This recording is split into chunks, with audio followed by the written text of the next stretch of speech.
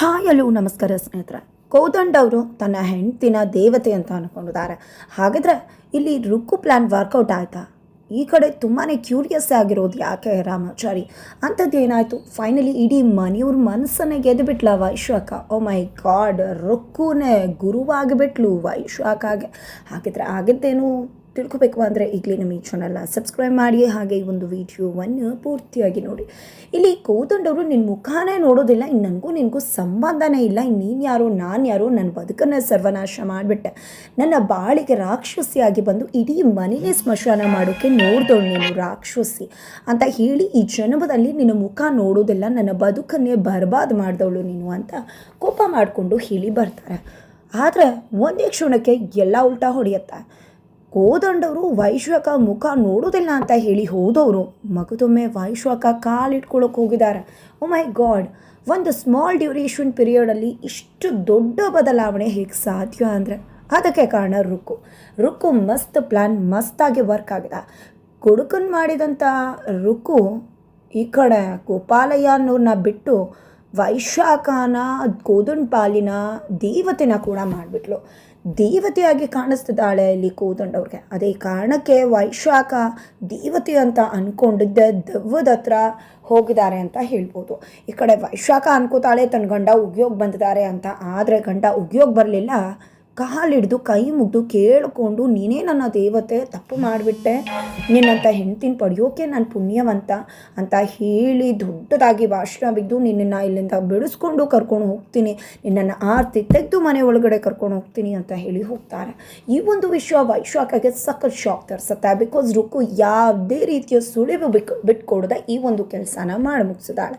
ಅದೇ ಕಾರಣಕ್ಕೆ ವೈಶಾಖ ರುಕ್ಕು ಕಾಲ್ ಮಾಡಿ, ಏನು ಮಾಡಿದೆ, ನನಗೆ ಏನೇ ಹೇಳಿದ್ರು ಮಾಡಬೇಕಲ್ವ, ಹೇಳ್ದೆ ಮಾಡಿದ್ರೆ ನನ್ನ ಗಂಡ ಯಾಕೆ ಬಂದಿದ್ದಾನೆ ಅಂತ ಗೊತ್ತಿಲ್ಲದೆ ಸತ್ಯ ಬಾಯ್ಬಿಟ್ಟಿದ್ರೆ ಏನು ಮಾಡಬೇಕಿತ್ತು ನಾನು ಅಂದಾಗ, ಅಕ್ಕ ಏನೇ ಮಾಡಬೇಕು ಅಂದರೆ ಫಾಸ್ಟಾಗಿ ಮಾಡಬೇಕಾಗುತ್ತೆ, ಅದಕ್ಕೆಲ್ಲ ಟೈಮ್ ಪೀರಿಯಡ್ನೆಲ್ಲ ಕಾಯ್ಕೊಂಡು ಕೂತ್ಕೊಳ್ಳೋಕ್ಕಾಗೋದಿಲ್ಲ ಅಂತ ಹೇಳ್ತಿದ್ದಾಳೆ ರುಕ್ಕು. ಇದನ್ನೆಲ್ಲ ನಾನೇ ಮಾಡಿರೋ ಪ್ಲ್ಯಾನ್. ಗೋಪಾಲಯ್ಯ ಅನ್ನೋ ವ್ಯಕ್ತಿನ ನಾನೇ ಬಿಟ್ಟಿದ್ದು, ಕೋದಂಡ ಮಾವನ ಮನಸ್ಸಲ್ಲಿ ನಿಮ್ಮ ಬಗ್ಗೆ ದೇವತೆ ಅಂತ ಹುಟ್ಟಿಸಿದ್ದು ನಾನೇನೆ. ಇದೆಲ್ಲ ನನ್ನದೇ ಪ್ಲ್ಯಾನ್ ಆಗಿದೆ. ನೋಡ್ತಾ ಇರಿ, ಆದಷ್ಟು ಬೇಗ ಇಡೀ ಮನೆಯವ್ರನ್ನೇ ನಿಮ್ಮನ್ನು ಬಂದು ಮನೆ ಒಳಗಡೆ ಆರ್ತಿ ತೆಗೆದು ಕರ್ಕೊಂಡು ಬರ್ತಾರೆ ಅಂತ ಹೇಳ್ತಿದ್ರೆ, ಈ ಕಡೆ ಸೂಪರ್ ನೀನು ಅಂತ ಹೇಳ್ತಾರೆ. ಈ ಕಡೆ ತನ್ನ ಸಹಕೈದಿ ಫ್ರೆಂಡ್ಸ್ ಜೊತೆ ಕೂಡ ನನ್ನ ಗಂಡನ ಹೇಳ್ತಾ ಇದೆಯಲ್ವಾ, ನನ್ನ ಗಂಡ ಮುಖನೇ ನೋಡಲ್ಲ ಅಂತ ಹೋದವನು ನನ್ನ ಮನೆ ಕರ್ಕೊಂಡು ಹೋಗ್ತಾನ ಅಂತ. ಆದರೆ ಇವತ್ತು ನನ್ನ ಗಂಡ ನನ್ನ ಕಾಲು ಹಿಡಿದು ಕೇಳ್ಕೊಂಡು ಮನೆ ಕರ್ಕೊಂಡು ಹೋಗ್ತೀನಿ ಅಂತ ಹೇಳಿಬಿಟ್ಟು ಹೋಗೋಕೆ ಬಂದಿದ್ದು ನನ್ನ ದೇವತೆ ಅಂತ ಹೇಳ್ತಿದ್ರೆ ಏನದು ಇಷ್ಟು ಮಟ್ಟಿಗೆ ಬದಲಾವಣೆ ಅಂತ ಕೇಳ್ತಿದ್ದಾರೆ ಫ್ರೆಂಡ್ ಕೂಡ ಸಹಕೈದೆ. ಇದಕ್ಕೆಲ್ಲ ಕಾರಣ ರುಕ್ಕು ಬಂದು ಹೇಳಿ ಹೋದಾಗ ಏನೋ ಮಾತು ಕೇಳ್ತಾಳೆ ಅಂತ ಅಂದ್ಕೊಂಡಿದ್ದೆ. ಬಟ್ ಇಷ್ಟು ಬೇಗ ಕೆಲಸ ಮಾಡಿ ಮುಗಿಸ್ತಾಳೆ ಅಂತ ಗೊತ್ತಿರಲಿಲ್ಲ. ನಾನೇ ಸೂಪರ್ ಅಂತ ಅಂದ್ಕೊಂಡ್ರೆ ಇವಳು ನನಗೆ ಡೌಟ್ ಬರೆಸ್ತಿದ್ದಾಳೆ, ನನಗಿಂತ ಸೂಪರ್ ಇವಳು, ಇಷ್ಟು ಬೇಗ ಇಷ್ಟು ಮಟ್ಟಿಗೆ ಮಾಡ್ತಾಳೆ ಅಂದರೆ ಖಂಡಿತ ನಂಬೋಕೆ ಅಸಾಧ್ಯ ಅಂತ ವೈಶ್ವಕ ಹೇಳ್ತಾರೆ. ನಿನ್ನ ಗಂಡ ಏನೋ ನಂಬ್ದ, ಆದರೆ ಇಡೀ ಮನೆಯವರು ಆ ವ್ಯಕ್ತಿ ಹೇಳೋ ಕತೆ ನಾನು ನಂಬಿಕಲ್ಲ ಅಂದಾಗ ನನ್ನ ಗಂಡನೇ ನಂಬಲ್ಲ ಅಂತ ಅಂದ್ಕೊಂಡಿದ್ದೆ ಅಂತ, ನನ್ನ ಗಂಡನೇ ನಂಬೋದ ಮೇಲೆ ಇನ್ನು ಮನೆಯವ್ರ ಕತೆ ಏನು, ಮನೆಯವರು ಕೂಡ ನಂಬ್ತಾರೆ ಅಂತ ಹೇಳ್ತಾರೆ. ನಂತರ ಈ ಕಡೆ ರುಕ್ಕು ಹೊರಗಡೆ ಇರ್ತಾಳೆ, ಕೋದಂಡವ್ರು ಬರ್ತಿದ್ದಾಗೆ ರುಕ್ಕುನೇ ಗಮನಿಸ್ತಿದ್ದಾರೆ. ರುಕ್ಕು ಅಂತೂ ನನ್ನ ವಿಷಯ ಗೊತ್ತಾಗೋಯ್ತಪ್ಪ, ಈ ಮನುಷ್ಯ ಯಾಕಪ್ಪ ನನ್ನನ್ನೇ ದುರ್ಗುಡ್ಕೊಂಡು ನೋಡ್ತಿದ್ದಾನೆ ಅಂತ ಅನ್ಕೋತಾರೆ.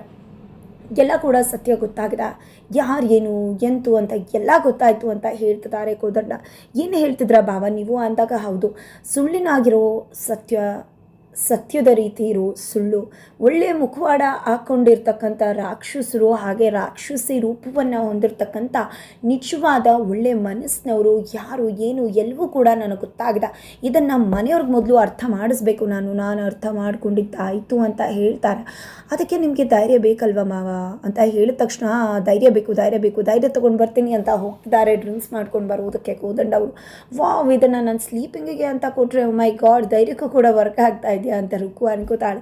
ನಾನು ಮಸ್ತ್ ಪ್ಲ್ಯಾನ್ ವರ್ಕ್ ಆಗಿದೆ ಅಂತ ಅಂದ್ಕೊಂಡಿದ್ದೆ, ಖುಷಿ ಪಡ್ತಿದ್ರೆ. ಆ ಕಡೆ ಚಾರಿ ಇಬ್ಬರು ಕೂಡ ರೊಮ್ಯಾನ್ಸ್ ಮಾಡ್ತಿದ್ದಾರೆ, ಈ ಕಡೆ ರೊಮ್ಯಾಂಟಿಕ್ ಮೂಡಲ್ಲಿದ್ದಾರೆ. ಈ ಕಡೆ ಚಾರು ಅಂತೂ ಚಾರಿನ ರೇಗಿಸ್ತಾ ಕಾಲು ಎಳಿತಾ, ಈ ಕಡೆ ತೊಂದರೆ ಕೊಡ್ತಾ ಈಚೀಚ್ ಮಾಡ್ತಾ, ಈ ಕಡೆ ರಾಮಾಚಾರಿನ ಗೋಳಿ ಇಕ್ಕೊಂಡು ಈ ಕಡೆ ಕಾಲು ಎಳೆದು ಅತ್ತೇನೋ ಬಂದ್ಬಿಡ್ಬೇಕು ಅಷ್ಟರ ಸಿಟ್ಟಿಗೆ ಈ ಕಡೆ ಮಾತನಾಡ್ತಾಳೆ ಚಾರಿ ಜೊತೆ. ಈ ಕಡೆ ಚಾರಿ ಅಂತೂ ಹೋಗಮ್ಮ ತಾಯಿ, ಮೊದಲು ಇಲ್ಲಿ ಸ್ನಾನದ ಮನೆಯಿಂದ ಅಂತ ಹೇಳ್ತಾ ಇದ್ರು ಕೂಡ ನಾನು ಸ್ನಾನ ಮಾಡಬೇಕು ಹೋಗು ಅಂತಿದ್ರು ಕೂಡ ನಾನು ಹೋಗೋದಿಲ್ಲ ರಾಮಾಚಾರಿ ಅಂತಲೇ ಹೇಳ್ತಿದ್ದಾಳೆ ಚಾರು. ಆದರೆ ಇಲ್ಲಿ ರಾಮಾಚಾರಿ ಬಿಡ್ತಾನೆ? ಖಂಡಿತ ಇಲ್ಲ. ಕಿರ್ಚ್ಕೊಂಡಿದ್ದೆ ಅತ್ತೆ ಬರ್ತಾರೆ. ಬಂದಿದ್ದಾಗೆ ರಾಮಾಚಾರಿ ಏನಾಯಿತು ರಾಮಾಚಾರಿ ಅಂದರೆ ಚಾರು ಕೂಡ ಅಲ್ಲೇ ಇದ್ದಾಳೆ. ಏನಮ್ಮ ನೀನು ಇಲ್ಲಿ ಅಂತ ಹೇಳ್ತಿದ್ರೆ ಯಾಕೆ ಕಿರ್ಚ್ಕೊಂಡ ರಾಮಾಚಾರಿ ಅಂತ ಅವನ್ನೇ ಕೇಳಬೇಕು ಅತ್ತೆ ನೀವು ಅಂತ ಹೇಳ್ತಿದ್ದಾರೆ. ಏನದಲ್ಲ ನಿಮ್ಮ ಮುಖ ಅಂತ ಹೇಳಿದ್ರೆ ನೀವು ಹಸಿಟ್ಟು ತೊಗೊಂಬಂದು ಅಂದ್ರ ಹೋಗಿ ತೊಗೊಂಡು ಬರೋಕ್ಕೆ ಹೋದ್ನ, ಅದು ಎಟ್ಕಿಸ್ಲಿಲ್ವಾ, ಹಾಗೆ ತಲೆ ಮೇಲೆ ಬಿತ್ತು, ಅದಕ್ಕೆ ಸ್ನಾನ ಮಾಡಬೇಕು ಅಂತ ಬಂದರೆ ಕೂಡಿಸ್ತಾನೇ ಇಲ್ಲ ಈ ರಾಮಾಚಾರಿ ಅಂತ ಅತ್ತೆಗೂ ಹೇಳಿ ನಾಚಿದ್ ಬಿಡ್ತಾಳೆ. ಅತ್ತೆನೇ ಹೊಟ್ಟೋಗ್ಬಿಡ್ತಾರೆ. ನಂತರ ಚುಂಬು ಇದೆ, ಸ್ನಾನ ಮಾಡಬೇಕಲ್ವಾ, ಇಲ್ಲಿ ಮಗ್ಗಿದೆ, ಚುಂಬಿದೆ, ಹಾಗೆ ಇಲ್ಲಿ ಬಿಸಿನೀರು ಕೂಡ ತುಂಬ ಚೆನ್ನಾಗಿ ಕಾದಿದೆ, ಸೋಪು ಇದೆ, ಟವಲು ಇದೆ, ನೀವು ಯಾಕ್ರಿ ಇಲ್ಲಿ ಮೊದಲು ಹೋಗ್ತಾರ್ರಿ ಅಂತ ಹೇಳಿ ಹೊರಗಡೆ ದಬ್ಬೆ ಬಿಡ್ತಾನೆ ರಾಮಾಚಾರಿ. ತದನಂತರ ಈ ಕಡೆ ರುಕ್ಕು ಕಿರ್ಚ್ಕೊಂಡು ಬರ್ತಾಳೆ. ಎಲ್ಲರೂ ಕೂಡ ಇದ್ದಾರೆ. ಎಲ್ಲರೂ ಕೂಡ ಬರ್ತಿದ್ದಾಗೆ ಬಿಕಾಸ್ ಅಲ್ಲಿ ಆಲ್ರೆಡಿ ಕೋದಂಡವರು ಕುಡ್ಕೊಂಡು ಬಂದಿರ್ತಾರೆ. ಅದೇ ಕಾರಣಕ್ಕೆ ಭಾವ ಕುಡ್ಕೊಂಡು ಬಂದಿದ್ದಾರೆ ಕೋದಂಡ ಭಾವ ಅಂತ ಹೇಳಿ ಎಲ್ಲರೂ ಕೂಡ ಹೊರಗಡೆ ಕರ್ಕೊಂಡು ಹೋಗ್ತಾರೆ. ಎಲ್ರಿಗೂ ಕೂಡ ಭಿಕ್ಷು ನಾಣಚಾರಿಗಳು ಅಲ್ಲೇ ಇದ್ದಾರೆ. ಈ ಮಗನೇ ಯಾಕೋ ಕುಡ್ಕೊಂಡು ಬಂದಿದೆಯಾ ಕೋದಂಡ ಅಂತ ಹೇಳಿ ಜಾನಕಿ ಅಮ್ಮ ಕೇಳ್ತಿದ್ರು. ನಿಮಗೆ ನನ್ನ ಮಗ ಅಂತ ಗೊತ್ತಿದೆ ಇನ್ನೂ ಕೂಡ, ಆದರೆ ನನ್ನ ಬದುಕನ್ನೇ ಸರ್ವನಾಶ ಮಾಡಿಬಿಟ್ರಲ್ಲ ನೀವೆಲ್ಲ ಸೇರಿಕೊಂಡು ಅಂತ ಹೇಳ್ತಿದ್ರೆ. ಏನು ಮಾತಾಡ್ತಾ ಇದೆಯಾ ನೀನು, ಕುಡ್ಕೊಂಡು ತಲಾಟೆ ಮಾತಾಡ್ತಾ ಇದೆಯಾ ಅಂತ ನಾರಾಯಣಶಾಸ್ತ್ರಿಗಳು ಹೇಳ್ತಿದ್ದಾರೆ. ಈ ಕಡೆ ಚಾರು ಅಂತೂ ಏನು ಭಾವ ಇದಲ್ಲ, ಪದೇ ಈ ರೀತಿ ಕುಡ್ಕೊಂಡು ಬರ್ತಿದ್ರಲ್ಲ, ಇದು ತಪ್ಪು ಅಂತ ಗೊತ್ತಿಲ್ವಾ, ತಿದ್ಕೊಳ್ಳೋದು ಬಿಟ್ಟು ಇದೇ ರೀತಿ ಪದೇ ಅದನ್ನೇ ಮಾಡ್ತಿದ್ರೆ, ರಿಪೀಟ್ ಮಾಡ್ತಿದ್ರೆ ಏನು ಚೆನ್ನಾಗಿರುತ್ತೆ ಅಂತ ಚಾರು ಕೇಳಿದಾಗ, ಹೌದು ನೀವು ಮಾಡಿದ್ರೆ ಸರಿ, ನಾವು ಮಾಡಿದ್ರೆ ತಪ್ಪು, ನೀವು ಮಾಡಿದ್ರೆ ಜಸ್ಟಿಫಿಕೇಷನ್ ಅಲ್ವಾ, ನಾವು ಮಾಡಿದ್ರೆ ಅದೆಲ್ಲ ತಪ್ಪಾಗಿಬಿಡುತ್ತಲ್ವಾ. ನನ್ನ ಹೆಂಡತಿ ದೇವತೆ ಎಂಥ ಒಳ್ಳೆಯವಳು, ಇಡೀ ಮನೆಗೆ ಒಳ್ಳೇದು ಮಾಡಬೇಕು, ನನಗೆ ಒಳ್ಳೇದು ಮಾಡಬೇಕು ಅಂತ ತಾನು ಕೆಟ್ಟು ಹೆಸರನ್ನ ತೊಗೊಂಡು ಜೈಲಿಗೆ ಹೋಗಿದ್ದಾಳೆ ಅಂತದಾಗೆ ತಲೆ ಕೆಟ್ಟಿದ್ಯಾ ನಿನಗೆ, ಏನು ಇನ್ನೊಂದು ಕತೆ ಹೇಳಿ ಕಳಿಸಿದ್ಲ ಅಂತ ಇಲ್ಲಿ ಅಪ್ಪ ಮತ್ತು ಕಿಟ್ಟಿ ಅಂದರೆ ಕೃಷ್ಣ ಇಬ್ಬರು ಕೂಡ ಕೇಳ್ತಾರೆ. ನನಗೇನು ತಲೆ ಕೆಟ್ಟಿಲ್ಲ, ನನಗೇನು ನನ್ನ ಹೆಂಡತಿ ಹೇಳಿದ್ದಲ್ಲ, ನೀವು ಯಾರಿಗೆ ಅನ್ಯಾಯ ಮಾಡಿದ್ರು ಗೋಪಾಲಯ್ಯ ಅನ್ನೋ ವ್ಯಕ್ತಿನೇ ನನ್ನ ಹತ್ರ ಬಂದು ಹೇಳಿದ್ದು, ಅವ್ನು ಸುಪಾರಿ ಕೊಟ್ಟಿದ್ದಕ್ಕೆ ನನ್ನ ಹೆಂಡತಿ ಇಷ್ಟೆಲ್ಲ ಮಾಡಿದ್ದು, ನಮ್ಮ ಮನೇನ ನನ್ನನ್ನು ಕಾಪಾಡಬೇಕು ಅಂತ ಕೆಟ್ಟ ಹೆಸರು ತೊಗೊಂಡು ಜೈಲಿಗೆ ಹೋಗಿ ಸೇರ್ಕೊಂಡಿದ್ದಾಳೆ ಅಂತ ದೇವತೆ ನನ್ನ ಹೆಂಡತಿ ಅಂತ ಹೇಳಿ ಹಾಗೆ ಕುಸ್ತು ಹೋಗ್ತಿದ್ದಾರೆ. ಈ ಕಡೆ ಯಾವ್ದು ನಂಬಬೇಕು ಬಿಡಬೇಕು ಅಂತಲೇ ಗೊತ್ತಾಗ್ತಿಲ್ಲ. ಅತ್ತ ಕಡೆ ಕಣ್ಣೀರು ಹಾಕ್ಕೊಂಡು ಡ್ರಾಮಾ ಮಾಡ್ತಿದ್ದಾಳೆ ರುಕ್ಕು. ಆ ಕಡೆ ಕಿಟ್ಟಿ ಯಾಕೆ ಅಳ್ತಿದ್ಯಾ ನೀನು ಅಂದಾಗ ಏನೆಲ್ಲ ಆಗ್ತದೆ, ಕೋದಂಡ ಭಾವನ ತುಂಬ ಒಳ್ಳೆಯವರು ಅಂದರೆ ಅವ್ನು ನೋಡಿದ್ರೆ ಈ ರೀತಿ ಕುಡ್ಕೊಂಡು ಬರ್ತಿದ್ದಾರೆ ಅಂದಾಗ ಅದಕ್ಕೆ ನೀನು ಯಾಕೆ ಅಳಬೇಕು ಅಂತ ಹೇಳ್ತಿದ್ದಾರೆ. ಹಾಗಲ್ಲ, ನನ್ನನ್ನು ಎಲ್ಲ ಒಳ್ಳೆ ಮನಸ್ಸು ನೋಡ್ಕಿ ಅಂತ ಹೇಳ್ತಾರೆ, ಆದರೆ ನಾನು ಬಂದಮೇಲೆ ಇಷ್ಟೆಲ್ಲ ಆಗ್ತದೆ, ನನ್ನ ಕಾಲ್ಗುಣದಿಂದ ಈ ರೀತಿ ಆಯಿತು ಅಂತ ಹೇಳಿದ್ರೆ ಯಾರಾದರೂ ನನ್ನ ಮನಸ್ಸಿಗೆ ತುಂಬ ಘಾಸಿ ಆಗುತ್ತೆ, ನನಗೆ ನೀನು ಈ ಮನೆ ಬಿಟ್ಟರೆ ಬೇರೆ ಯಾರೂ ಇಲ್ಲ ಕಿಟ್ಟಿ ಅಂತ ಹೇಳ್ತಿದ್ರೆ ಆ ರೀತಿ ಯಾಕೆ ಅನ್ಕೋತೀಯ, ನೀನು ಒಳ್ಳೆ ಮನಸ್ಸು ನೋಡ್ಕಿ ಅಂತ ಎಲ್ರಿಗೂ ಗೊತ್ತದೆ, ಯಾರು ಕೂಡ ಆ ರೀತಿ ಹೇಳುವುದಿಲ್ಲ. ನಿಜ ಹೇಳಬೇಕು ಕಾಲ್ಗುಣ ಅಂತ ಆದರೆ ನೀನು ನನ್ನ ಬಾಳಿಗೆ ಎಂಟ್ರಿ ಕೊಟ್ಟ ಮೇಲೆ ನಾನು ಈ ಮನೆಗೆ ಬಂದಿದ್ದು, ಇವತ್ತು ಒಳ್ಳೆಯವನಾಗಿ ನಿನ್ನ ಮದುವೆ ಆಗಿರೋದು, ಆ ರೀತಿ ಏನು ಯೋಚನೆ ಮಾಡಬೇಡ, ಸಮಾಧಾನ ಮಾಡ್ಕೊ ಅಂತ ಹೇಳ್ತಾರೆ. ಮಾತನ್ನು ಶ್ರುತಿ ಕೂಡ ಕೇಳಿಸ್ಕೊತಾಳೆ.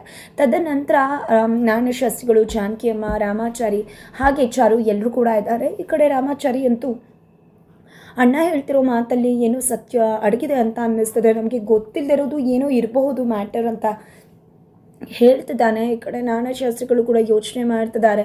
ಅಣ್ಣಗೆ ಹೇಳ್ತಿರೋ ವ್ಯಕ್ತಿ ಗೋಪಾಲೆ ಅವ್ರಿಗೆ ನೀವೇನಾದ್ರು ಅವ್ರಿಗೆ ಆಗುವಾಗ ಏನಾದರೂ ನಡ್ಕೊಂಡಿದ್ರ, ಅವ್ರಿಗೆ ನಿಮ್ಮಿಂದ ಏನಾದರೂ ತೊಂದರೆ ಆಗುತ್ತಪ್ಪ ಅಂದಾಗ ನಾನು ಕೆಲವೊಮ್ಮೆ ಕಟ್ಟುವಾಗಿ ನಿರ್ಧಾರಗಳನ್ನ ತಗೋಬೇಕಾಗುತ್ತೆ. ಆ ಒಂದು ನಿರ್ಧಾರಗಳಲ್ಲಿ ಇದು ಕೂಡ ಒಂದಾಗಿರ್ಬೋದು. ನಾವು ಒಳ್ಳೆಯದಕ್ಕೋಸ್ಕರ ತಗೋತೀವಿ, ಬಟ್ ಅದು ಸಂಬಂಧಪಟ್ಟವ್ರಿಗೆ ಕೆಟ್ಟದಾಗಿ ಕಾಣಿಸ್ಬೋದು. ಅದರಿಂದಾನೇ ಇಂಥ ಒಂದು ಘಟನೆ ನಡೆದಿರ್ಬೋದು. ಆ ವ್ಯಕ್ತಿ ಯಾರು ಅನ್ನೋದು ನನಗೆ ಗೊತ್ತಿಲ್ಲ, ಕಣ್ಮುಂದೆ ಬಂದರೆ ಯಾಕೆ ಏನು ಅನ್ನೋ ಒಂದು ಕ್ಲಾರಿಟಿ ಸಿಗುತ್ತೆ. ಬಟ್ ಅವರು ಹೇಳ್ತಿರೋ ವಿಷಯದಲ್ಲೂ ಏನೋ ಇರಬಹುದು ಅಂತ ಹೇಳ್ತಿದ್ದಾರೆ. ಫೈನಲಿ ವೈಶ್ವಕ ಎಲ್ಲರ ಕಣ್ಣಿಗೂ ಕೂಡ ಒಳ್ಳೆಯವಳಾಗಿ ಕಾಣಿಸ್ತದಾಳೆ. ಇದಕ್ಕೆಲ್ಲ ಕಾರಣ ದೇವತೆ ರುಕ್ಕು, ಹಾಗೆ ವೈಶ್ವಕ ಗುರು ರುಕ್ಕು ಅಂತಲೇ ಹೇಳ್ಬೋದು. ಹಾಗಿದ್ರೆ ಮನೆಯವ್ರನ್ನೆಲ್ಲನೂ ಕೂಡ ಮ್ಯಾನಿಪ್ಯುಲೇಟ್ ಮಾಡಿ ಮನಸ್ಸಿನಲ್ಲಿರ್ತಕ್ಕಂಥ ನಿರ್ಧಾರವನ್ನು ಬದಲಾಯಿಸಿ ವೈಶ್ವಕನ ಜೈಲಿಂದ ತರೋದ್ರಲ್ಲಿ ಯಶಸ್ವಿಯಾಗಿ ಬಿಟ್ಲ ರುಕ್ಕು. ಏನಾಗುತ್ತೆ ಮುಂದೆ ತಿಳ್ಕೊಬೇಕು ಅಂದರೆ ಮುಂದಿನ ವಿಡಿಯೋಗೋಸ್ಕರ ವೀಚ್ ಮಾಡೋದನ್ನು ಯಾವುದೇ ಕಾರಣಕ್ಕೂ ಮರಿಬೇಡಿ.